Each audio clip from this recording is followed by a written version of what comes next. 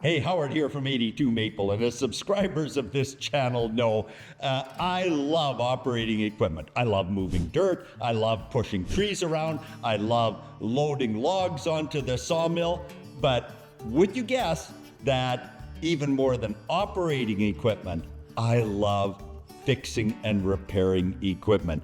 Decades ago, when I was part of BC's logging industry, while others would despair or be frustrated when their equipment broke down, there was something about a breakdown or maintenance that just made me so happy to go to my toolbox and go to work to solve the next little problem. So we're gonna jump right into that today. Behind me here we have a 1960s vintage John Deere 440 with the Screamin' Jimmy 253. And before we wrap up this video, we're gonna talk just a little bit about right to repair and why I will probably never again buy a new or near new piece of equipment. Let's get into it.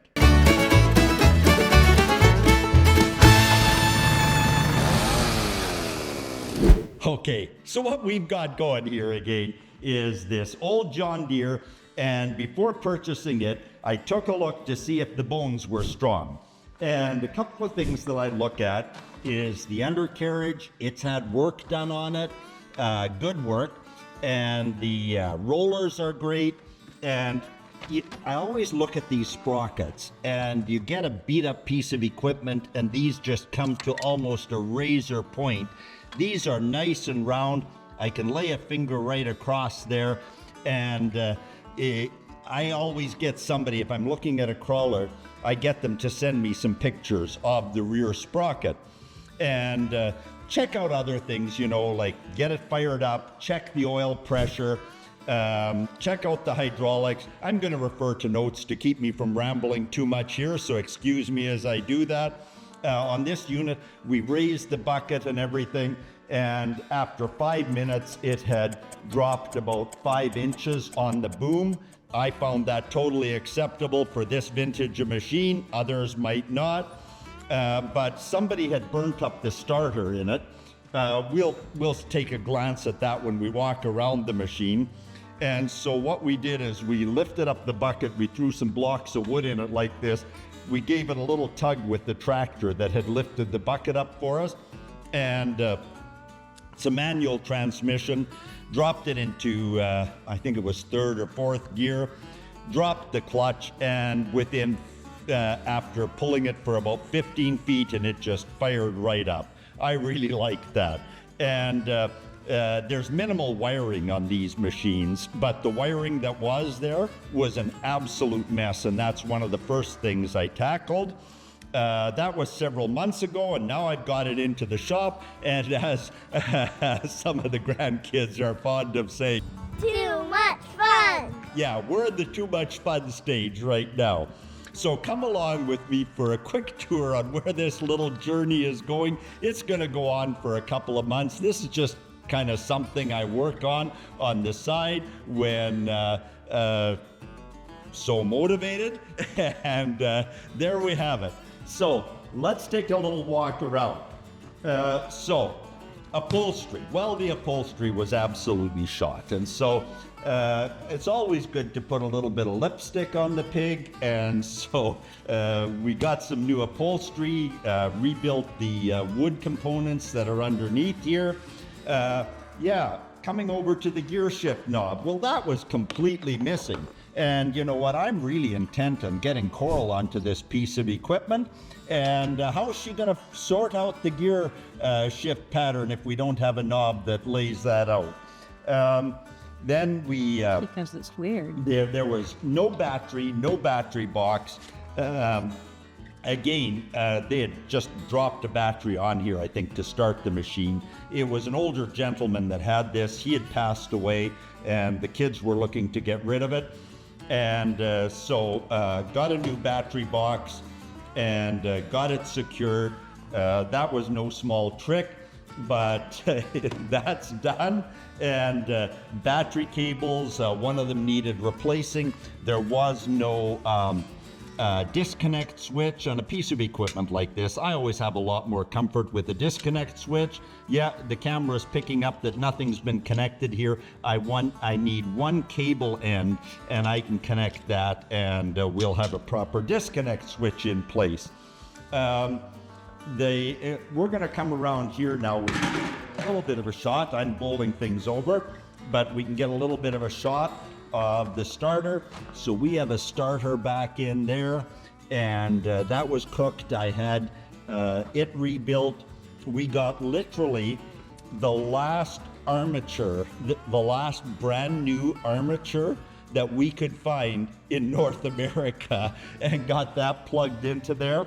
Got the generator rebuilt and are putting that in. This is the generator mount. I just got it back from a fab shop. You can see it was cracked and we had to get it welded. That's gonna slot right in there. Got the bolts, got it ready to bolt on, and we'll have that in place. What else is happening? Oh, we'll come around. Oh yeah, the voltage regulator back in here. Yeah, that was highly suspect. So I managed to source a new voltage regulator. The fuel filter, I have to solve that issue yet. So the fuel filter is probably a decade old in there, maybe more, and I'm probably just going to replace that entire assembly. There's an in and an out, they're clearly marked, and I'll put an up-to-date assembly in there. The air filter was really fun, and we'll grab a shot of the old oil bath air filter that was right in this cavity here, and it just, you know, it's out of date, it's high maintenance, and so we put this little assembly in. It's designed for this kind of an application. There, that's coming out of here. I'm just going to lay it down for a minute, because this is one of the things I enjoy about getting the old toolbox out. We're going to challenge Coral to get the camera in here and grab a glimpse of this. So this, I needed a 3 1/4 inch air intake pipe, and the best I could do was get a 3 1/2 inch. And I want tight fittings though. So there's this amazing Gorilla tape that's rubberized. You literally peel off this gray layer back here, and you can put this on, it's made to put on a pipe. You can put it on a dripping wet pipe to seal it, or anything else that needs to be sealed. Just peel the backing, amazing adhesion properties. And so what I did was just went around the interior of this with about 3 layers of that Gorilla tape, and now I have a nice tight fit. I just haven't put the tensioner bracket on, but when I do, it's a perfect fit, and I have a lot of confidence in that. Let's go around the other side.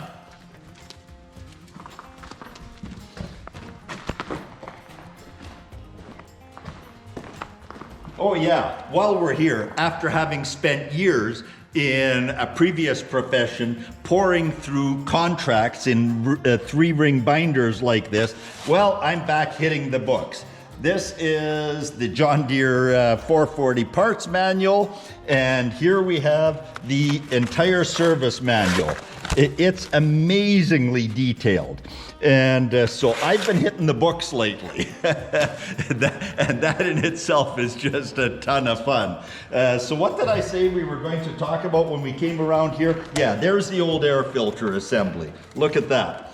And so we've replaced all of that. And I think that's about as far as we've gotten right now.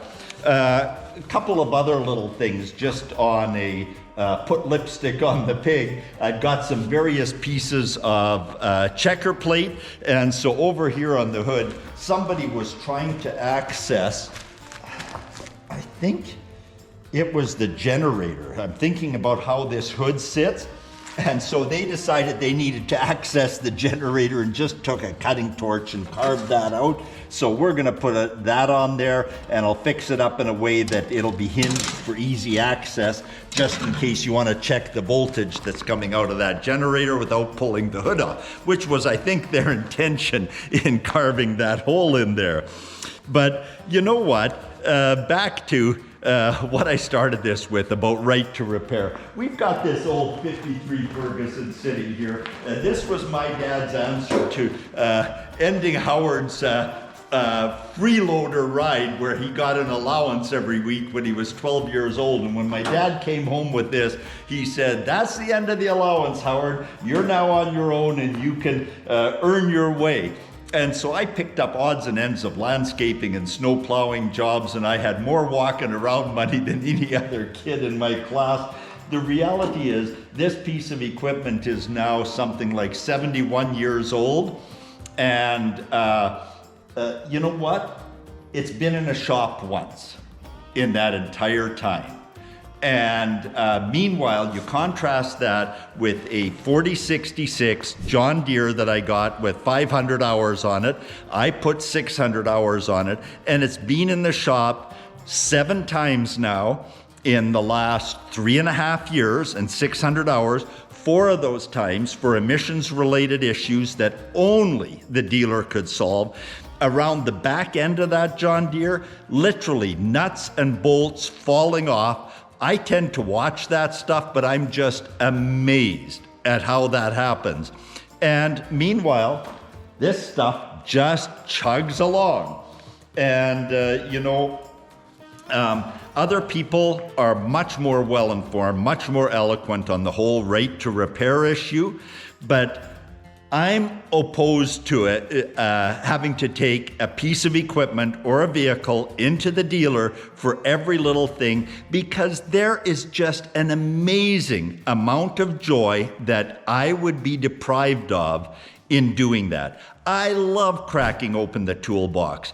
I love solving a problem. Like, how do I get that battery box on there, secure it, bolt it down, even though I can't get underneath that particular piece of metal to secure that battery box? And so taking this, putting 4 carriage bolts underneath, coming up, putting securing it with a piece of sturdy plywood inside of there.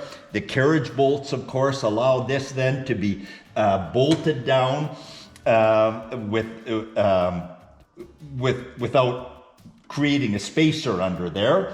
Then I bolt this down, and it's just those little things, keeping the mind active, creating a solution, and doing things like needing a 3¼ inch air intake pipe.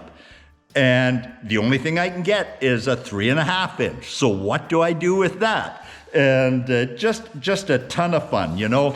Red Green, if you haven't watched that show, I'll put a link down below. But he just refers to duct tape as the handyman's secret weapon. And sometimes we even end up having to use a bit of that to pull it all together.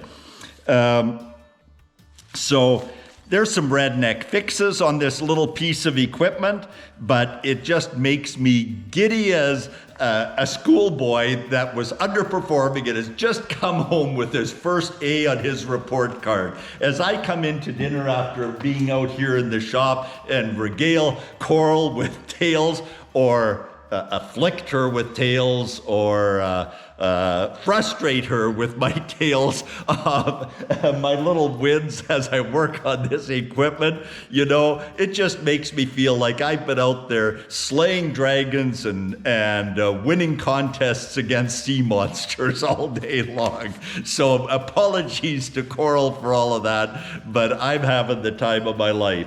And, as I move through the 4th quarter of my life, to me, that's just priceless.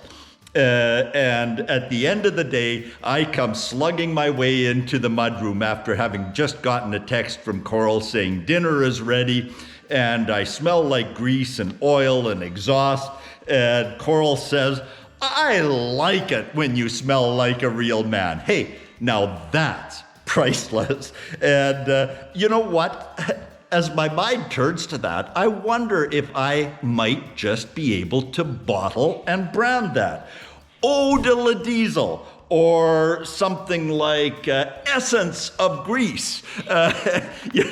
Coming soon this Christmas to a dealership near you. Stay tuned. More to come this winter. This is one of 4 similar projects that we've got on the go. Again, stay tuned. Here at 82 Maple, we're just having seriously too much fun.